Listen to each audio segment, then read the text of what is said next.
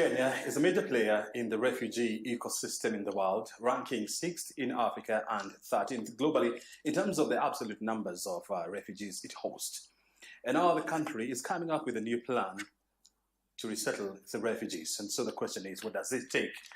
And what is the way forward? John Burugu is the Commissioner for Refugees. He's joining us on this week's episode of Inside the Government to shed more light on this. Thank you very much indeed, Commissioner, for joining us. First of all, give us an update of the refugee status in Kenya. Kenya has hosted refugees since independence, and the numbers keep growing. We initially started at 20,000, and then they enjoyed free movement because the numbers were few. They were properly documented up until 1990 when there was an influx, mainly from the collapse of Somalia and the 13 previously small camps, Utange, Jomvu, Thika, Garissa, and the others, were merged into Kakuma and Daadab as we know them today. Mm-hmm. And over time, the refugees' numbers have grown, mainly due to the protracted conflict situation in the region.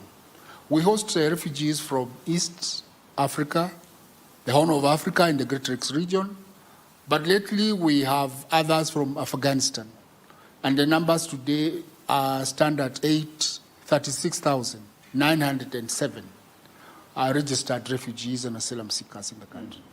The main number that we have today is 475,000, which is 56% are Somali nationals, followed by 196,000 who are the South Sudanese, then DR Congo, Rwanda, Burundi, and the others.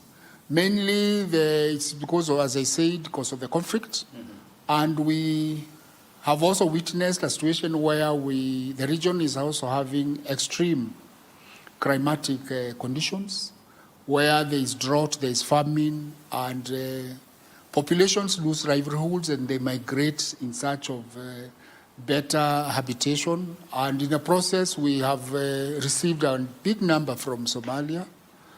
And then again, the extreme flooding, which also displaces. So the climatic change push has become a factor in refugee forcibly displaced, although now because of the climate.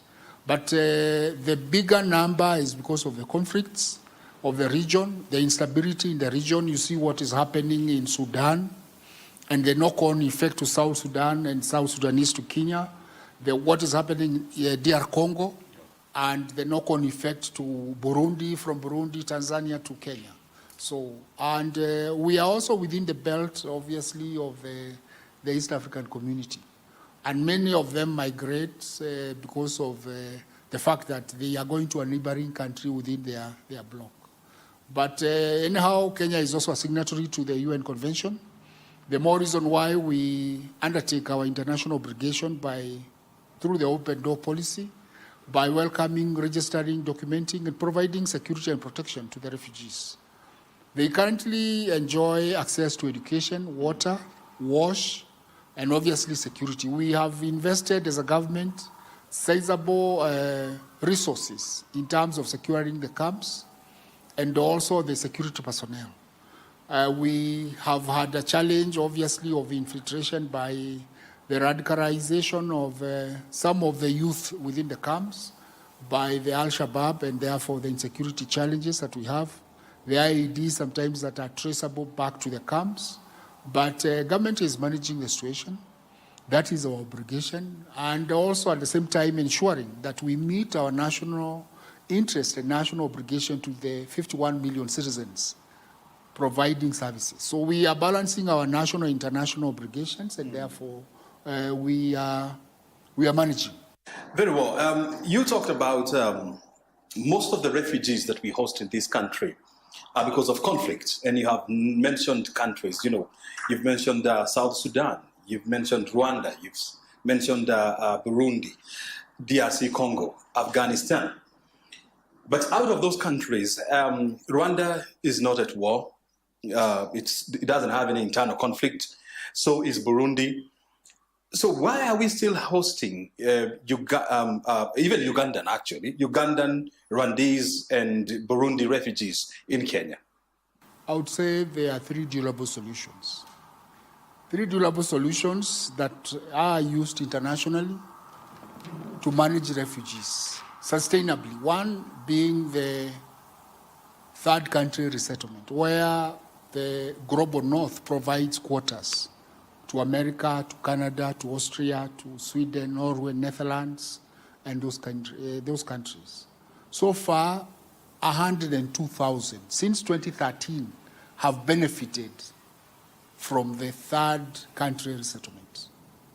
113. 113 processed by this department together with IOM and UNHCR. Now we are having a challenge because of the shift in the approach and administration pronouncement through an executive order of the American government. And I would qualify that because when the Obama administration left, we were at 5,000 resettlements quota to America. By 2020... That is per year? No. Yes, per year. Quota given? Yes, the quota is given. But by the time the Trump administration came out, that is 2016, that it were 5,000. By the time the Trump administration left in 2020, we were at 800. From 5,000? From 5,000. That means that there was a drastic scale down. Currently, the pronouncement is a zero. Zero. Flights have been cancelled. Precisely. And that means that the ultimate ambition or, yes, aspiration by the refugees that I want to finally resettle to America and other countries, the aperture has closed because of the current administration pronouncement. So what we have now is a localization or voluntary repatriation. From voluntary repatriation, we have 62,000 who have voluntarily stepped forward and with support of UNHCR repatriated back to their country of origin and reintegrated. Localization, therefore, leaves about 700,000 refugees as a burden, stroke opportunity for Kenya, as a government to think, what do they want to do with it? And that is why we have what we are proposing as a blueprint for transformation of refugee camps into integrated settlements, Shirika Plan. The West is closing its doors to refugees, and we have seen this with the new administration of Donald Trump, the president. Is Kenya still willing to have its doors open to refugees? I would say we are still obligated, and so is America. There is a principle we call shared responsibility, and America is also not escaping it unless we are reviewing the UN Convention of 1951, and every signatory would be able to now change, and every country would now manage on their own. But as long as we are guided by the UN Convention of 1951, which America is also a signatory, then we have the international obligation to care for the humanity, to welcome those who are in distress from persecutions, from political conflict, and then be able to see how do we manage. The immediate is just to welcome. The second is to see how best we can sustainably either coordinate with the country of origin for voluntary repatriation and the reintegration into the society, conditions allowing. And then the other one would be how do we sustainably provide a situation or an environment, legislative frameworks and policies, like through Shirika Plan, for socio-economic inclusion. What the Kenyan government is doing is that, yes, we continue the open door policy of welcome to the refugees, but we are also asking ourselves as a government, where is the cut line? When are we ever going to stop? Is Shirika Plan also going to act as a pull factor to bring more refugees coming to this country? And the other bigger question, even the elephant in the room, is within the 836,000 refugees, do we have economic migrants who are presenting themselves as refugees in distress, but essentially they are economic migrants? Maybe that is why we have very enterprising refugees. And therefore, as a government, we want to conduct what we call verification exercise. Every government is supposed to be taking verification very seriously, because every 5 years we are supposed to see how are the demographics, what are the triggers, who have volunteered to go back, what are the conditions. It's like a customer satisfaction survey, where you look at the refugees who are in the country and what services we have accorded them and how many are willing to go back, so that the government continuously adjusts their programs with a balance to service to its citizenry, but also in obligation of the international signatory that we are party to, that we are also taking care of the refugees. So yes, we have a door policy, but it is also incumbent as a commissioner to advise the top executive of the country to rethink on the long term, because the sustainability may come through Shirika Plan, but also what we are getting through our public participation of the draft that we have of Shirika Plan is that Kenyans are concerned about the permanency. When we include them in the aspect of socio-economic, it's like they will now get used to and are culturalized to staying in Kenya, not even bothering to go back to their country. As you mentioned, Rwanda is stable, Burundi is stable, and so is Uganda, but we have refugees here from those countries.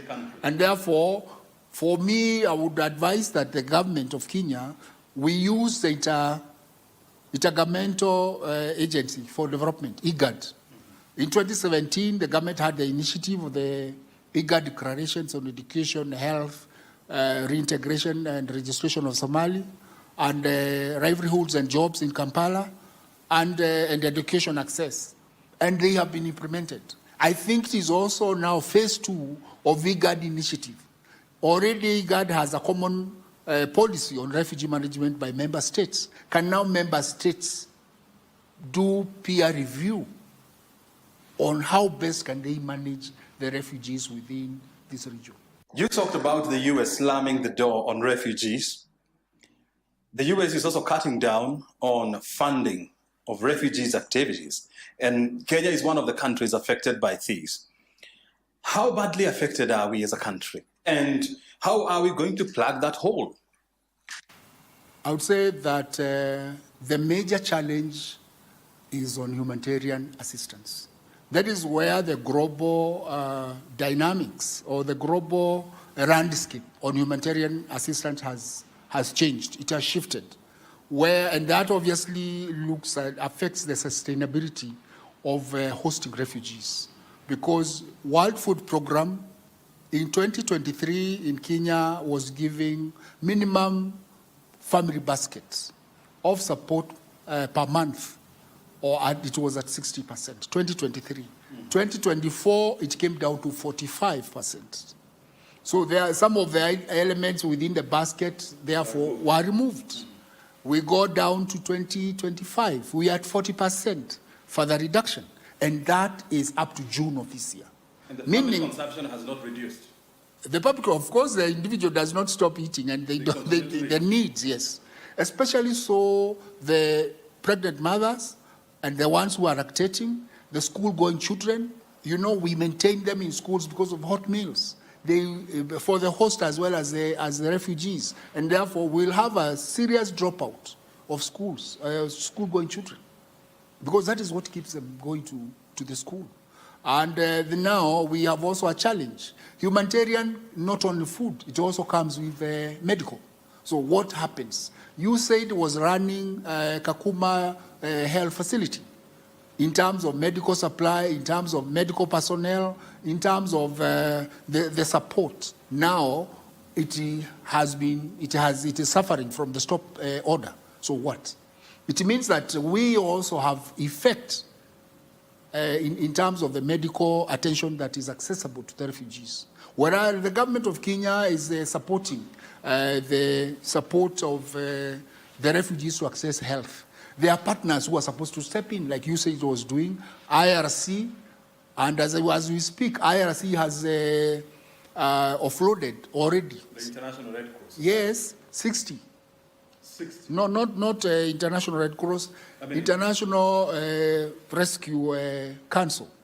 The Refugee Council was the implementing partner for UNHCR and USAID. With support, therefore, they would be able to manage our 19 health facilities. It means that now we are having a challenge on medical personnel. When you look at refugees, the responsibility of ensuring that refugees live in a humane way is a shared responsibility between the host nation and international agencies like the United Nations and so much and other countries. And you have a situation whereby some countries are starting to act unilaterally, closing their doors to refugees, stopping funding to refugee services. Are we likely to get to a situation whereby, as a host country, and the people bearing the burden of hosting these people, are we looking at a situation whereby we are likely to say, enough, we are not welcoming any other refugee in this country?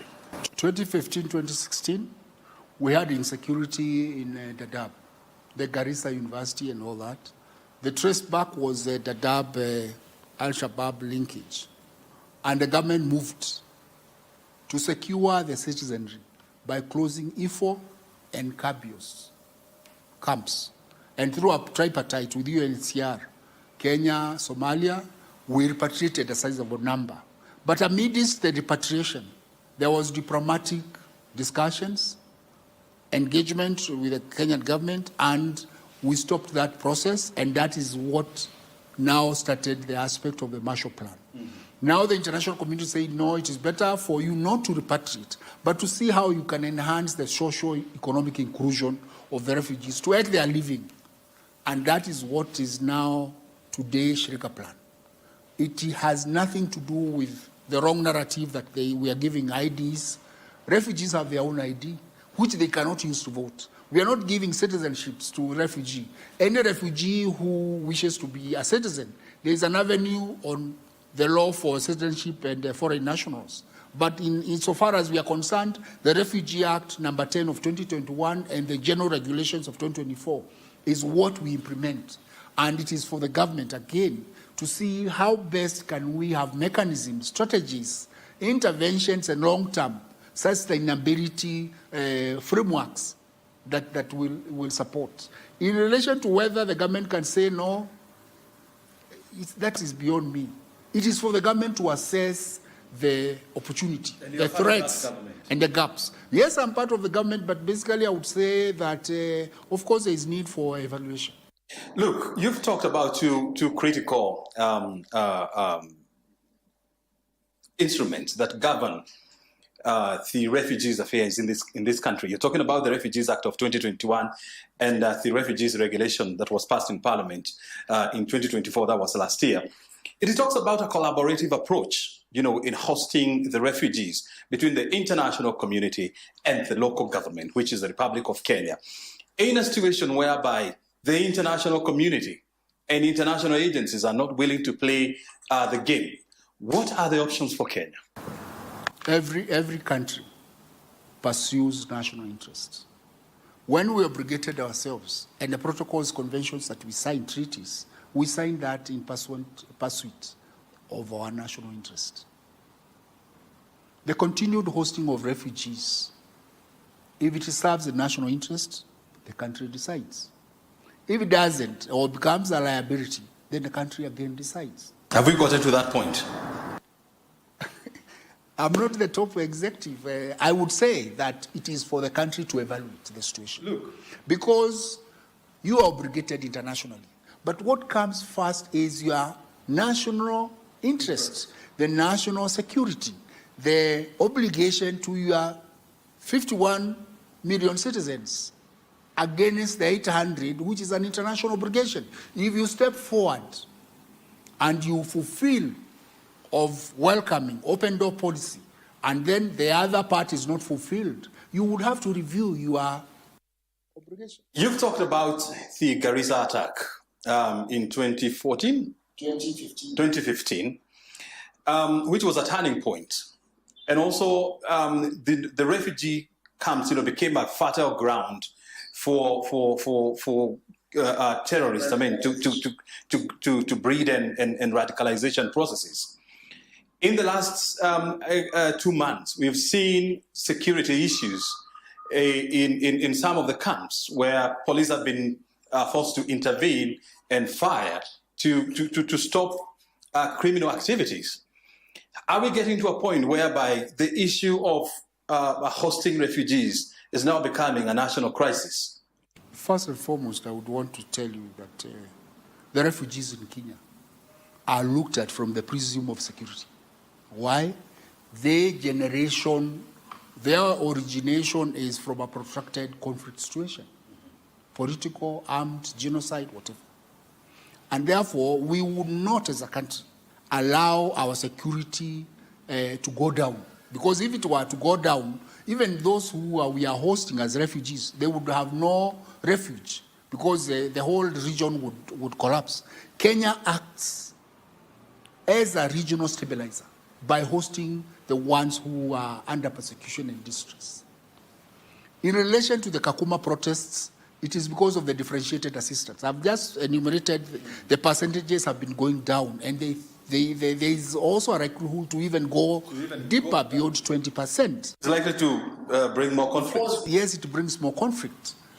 That is why in the medium term, government is reviewing the ideal situation that we had thought about for sustainability, long-term sustainability, is to see that when Shirika Plan, socio-economic empowerment, enhancement of access to services is achieved or is being implemented, then there will be acceleration of Shirika Plan empowerment, interventions, Kenyan government, international community, and then deceleration of the humanitarian. Globally, the humanitarian assistance is shifting to development and people-oriented development, meaning nobody is going to sit down and wait for food. They are going to open their hands.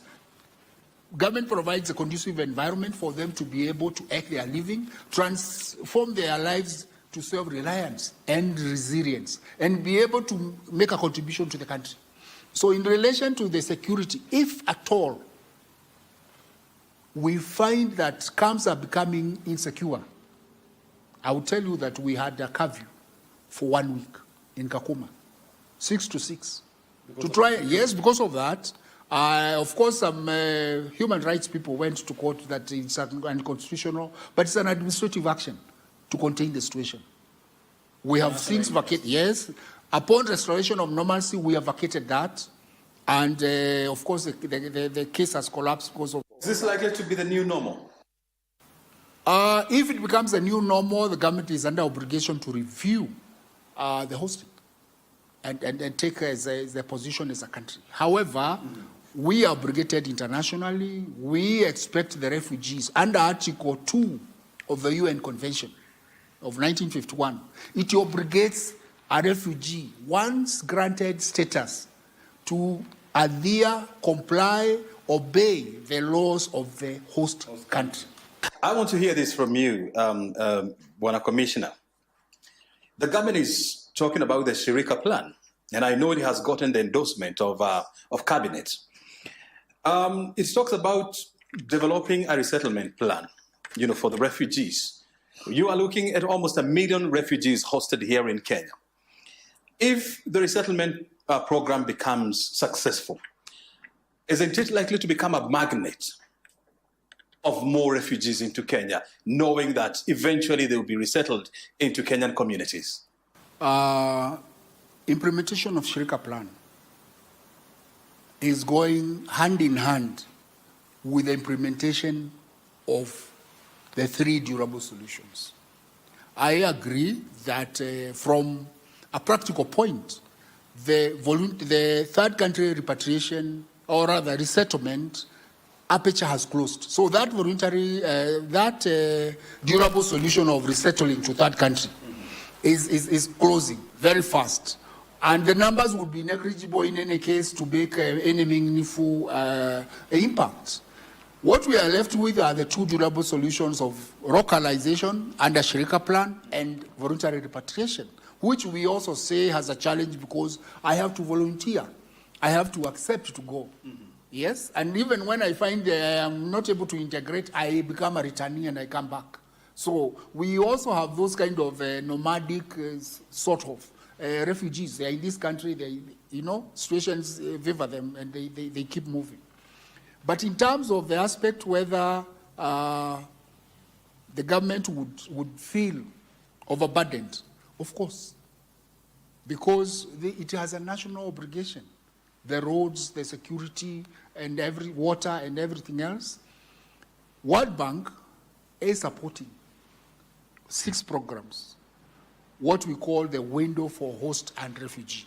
It's under that window that we have 2 municipalities, Kakuma and Daadab, and the infrastructure of Kakuma and Daadab will be built in the next 5 years under a 50 million grant for the aspect of municipality infrastructure that will be enjoyed by the host as well as the refugees. Again, on health, we have a health resilient program, 5 years, $40 million, that is supposed also to ensure that the health facilities have the capacity in terms of medical personnel, medical equipment, the medical and non-pharmaceutical supply that are reliable through KEMSA to ensure that those regions are served. We have KP, Kenya Primary Early Learning Program, which has run from 2022 to 2026, and that is a 60 million grant.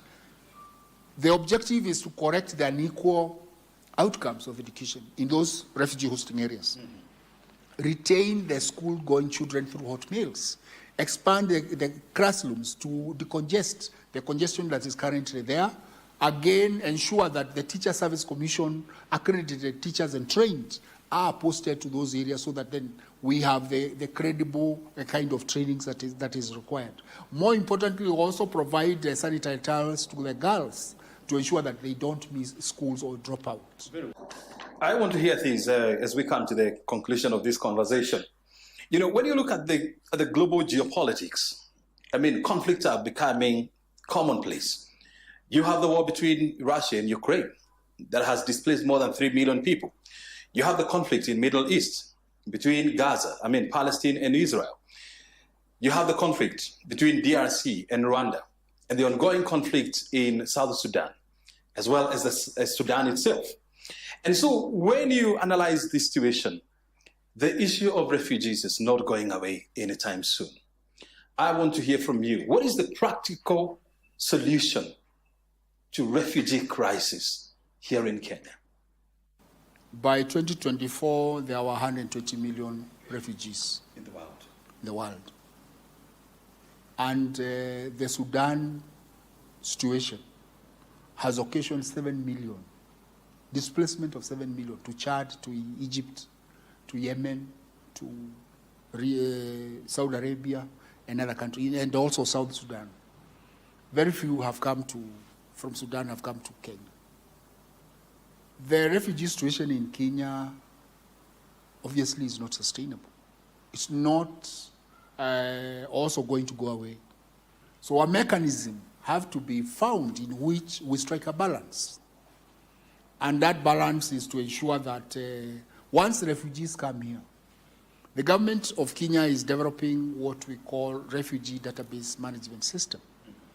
It's a database. Our data is scattered in National Registration Bureau, the Immigration, the Kenya Revenue Authority, Civil Registration, and then UNHCR. We run again against we pig ride what we call Progress, which is the global system for registration and protection by UNHCR.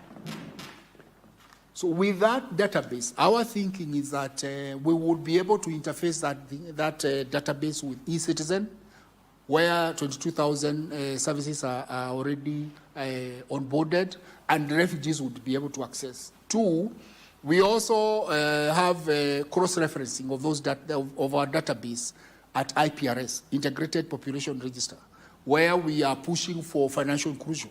Refugees today cannot be able to buy SIM cards. Neither can they be able to open accounts. But for them to be integrated into the national financial ecosystem, we need to have an amendment to anti-money laundering, counter-terrorism financing regulations of 2023 to ensure that the refugee ID is recognized as a KYC document and therefore they can open accounts. Today, the IFC, International Financial Corporation, de-risking facility through equity cannot be utilized by refugees because they don't run accounts. So it is also incumbent on government to open the gaps that are there, to bridge the policy challenges that still are not tied up.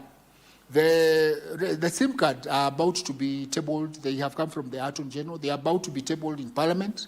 But we have also to engage central bank so that KYC is actualized. And then once we do that, the 521,924 ID data that is with IPRS will be open to the private sector and the banks, financial institutions, to access and therefore do money lending, entrepreneurship, and then also open physical accounts. So once we empower the refugees, we believe that, and we have the database, so we can monitor their movements, then we believe that they will become also a contribution to the country.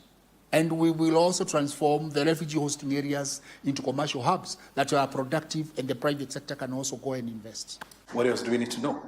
That Kenya still continues to uphold its international obligation.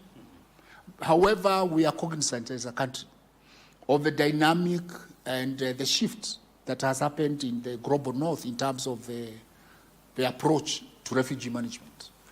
It is also obviously for the country to assess itself before even going to the IGAD. What is the approach? Even as we continue fulfilling our international obligation, can we do it better and sustainably so that we do not also experience the pressure from the citizens who are the primary obligation? Very good. Thank you very much indeed, Wana Commissioner, for your time and of course for sharing with us those points.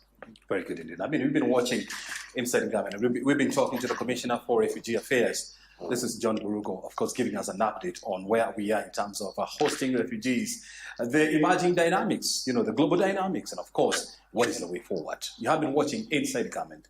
My name is OBrien Kimani. Thank you very much for your time. Enjoy the rest of the program.